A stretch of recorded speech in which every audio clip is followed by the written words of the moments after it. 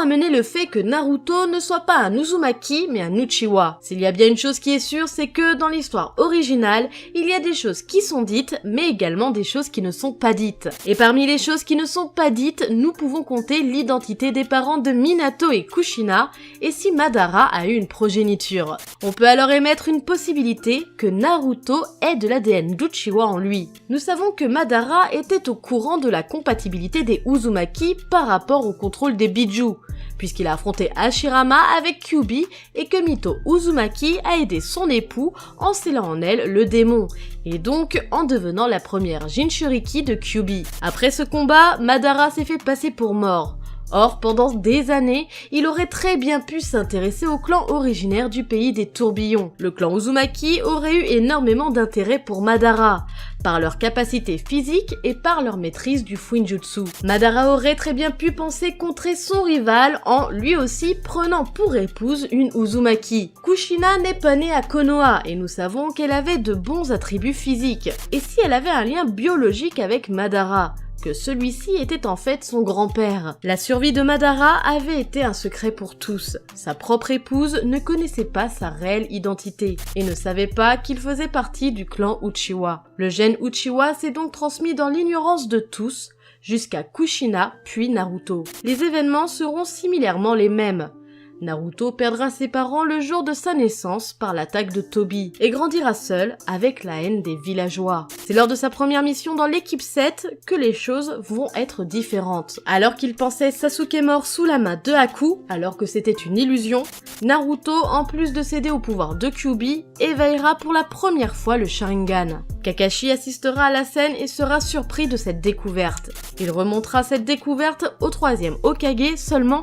Personne ne saura la raison de cette capacité chez Naruto. Il est impossible que Naruto ait le Sharingan, puisque, mis à part si on lui avait greffé, tout comme Kakashi, seulement les Uchiwa avaient la pupille. Dans l'ombre, un homme savait qu'il avait un descendant vivant, et que celui-ci était en possession du démon à queue. Son plan se déroulait comme prévu. Il comptait faire de Naruto un allié de poids. Pour cela, il se servira de Tobi pour l'approcher au moment opportun.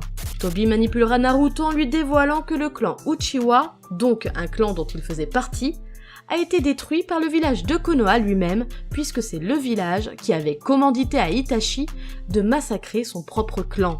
Tobi rajoutera que si Naruto était l'hôte du démon Kyuubi, c'était également de la faute du village, pour que celui-ci soit détesté par les habitants et ne puisse tisser de lien avec personne, et donc avoir moins de risques d'éveiller la puissance de sa pupille. Tobi n'hésitera pas à déformer la réalité pour manipuler au maximum Naruto. Naruto, tout comme Sasuke, tournera le dos au village et voudra le détruire, pour venger les membres de son clan tués par Konoha. En soi, l'histoire ne sera pas trop différente de l'original. La différence viendrait surtout dans les capacités de Naruto et de son risque de cécité. La mort de Jiraiya pourrait être un élément déclencheur pour l'éveil du Mangekyo Sharingan de Naruto, mais au fil des utilisations, il perdrait peu à peu la vue. Est-ce que Naruto éviterait d'utiliser le Sharingan alors ?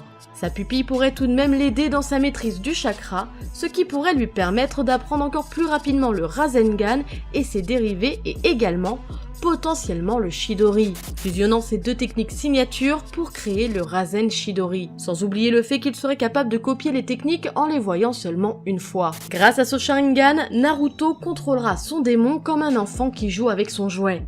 Il ne pourra d'ailleurs pas se lier d'amitié avec son démon car Kyuubi aura reconnu la trace de chakra de Madara en lui. C'est pour ça que Naruto sera obligé de le manipuler avec sa pupille. Son lien avec Madara changera-t-il quelque chose à l'histoire ? Sachant que Madara avait établi son plan œil de la lune, je ne pense pas qu'il serait contre le principe de sacrifier son petit-fils, pour le bien de tous selon lui. Tenterait-il tout de même d'avoir un contact avec lui ?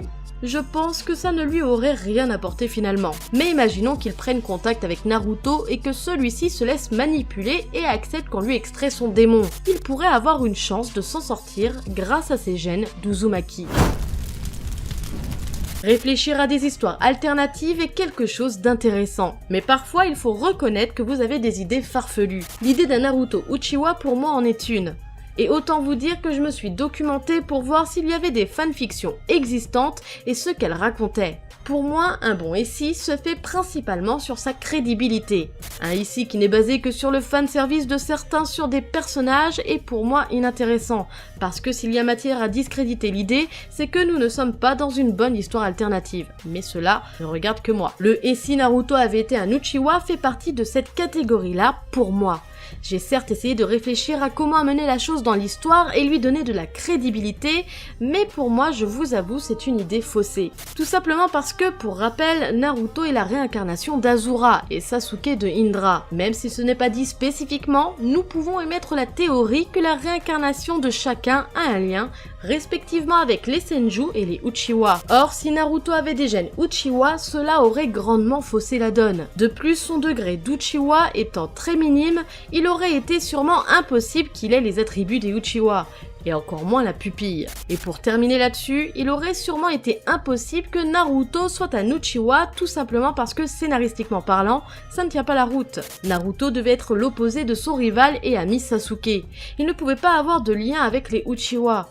Et si les deux rivaux sont également les réincarnations d'Azura et Indra, et que Hashirama et Madara l'ont été aussi, c'est pour marquer significativement cette notion d'opposé, tout comme le yin et le yang. Donc non, Naruto n'aurait pas pu être un Uchiwa selon moi. Également, je voudrais revenir sur une idée que vous avez été nombreux à proposer, qui est dans le même genre que celle-ci et qui est tout aussi impossible pour moi. C'est et si Sasuke avait été le Jinchuriki de Kyuubi. Si Naruto a été choisi pour être l'hôte de Kyuubi, ce n'est pas juste parce que Minato avait foi en son destin, mais surtout parce que Naruto est un Uzumaki et que les Uzumaki sont notamment connus pour leur résistance et leur longévité. Un Uchiwa, avant qu'il éveille le Sharingan, même s'il a une excellente maîtrise des arts ninja, reste un ninja lambda. Et Sasuke n'était pas non plus un génie à l'image de son frère. Je pense donc que Sasuke n'aurait pas supporté la puissance de Kyuubi, tout comme Rin lorsqu'elle est devenue une Jinchuriki. Vous l'avez remarqué, cette vidéo est là pour peser le pour et le contre. Je vous ai imaginé un scénario sur une thématique que vous avez réclamée, et ensuite je vous ai dit, selon moi, sa crédibilité. C'est un nouvel exercice intéressant, n'hésitez pas à me dire ce que vous en avez pensé par commentaire. C'est une vidéo plus courte que d'habitude, mais j'espère avoir fait le tour du sujet. N'hésitez pas à me partager votre avis sur les différentes thématiques traitées dans cette vidéo. Comme d'habitude, n'hésitez pas à liker, partager et à vous abonner à la chaîne si vous n'êtes pas encore. Sur ce, moi je vous laisse. À la prochaine, tchuss!